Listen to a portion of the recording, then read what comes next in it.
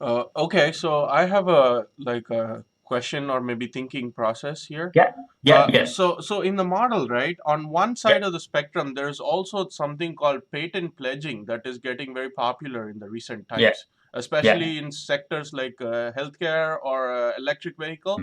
Patent Yeah. pledges are becoming more and more popular. And maybe I'm wondering if you have some consideration in model specification for these kind of pledging activity, because that again stands on the other side of the spectrum entirely, and then this could have some effect on disclosures and so on, like trolling and so on, right? So I'm just wondering. Yeah.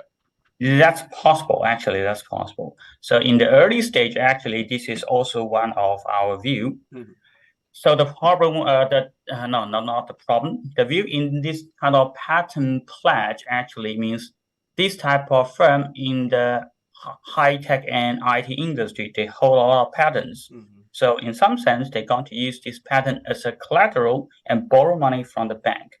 Okay, so in some sense, if you are facing higher patent patent litigation risk, so your patent value will also be affected. Means the bank is less willing to accept your patent as a pledge, right? So this does have certain implications. At least, for example, these implications are more from the capital structure. For example, you have to more rely on equity finance if you have higher patent litigation risk because your value is lower, right?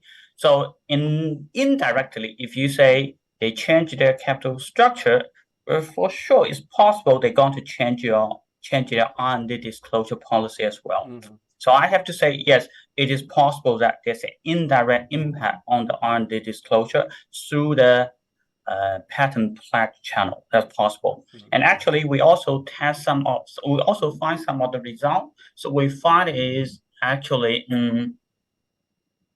the leverage is related to this R&D disclosure.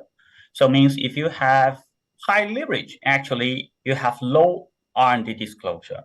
Okay. Okay, they doesn't want to talk too much because I borrow from the bank. So I just talk to the bank. I don't need to disclose such information in the annual report. Okay. Right. In the later part, we also test not providing in here. So in the early draft, we also do the test. What we find is yes, it's also related to their change in capital structure. But Okay. this is in some things we may put in the additional test. Okay. So because this is more likely to be an indirect impact.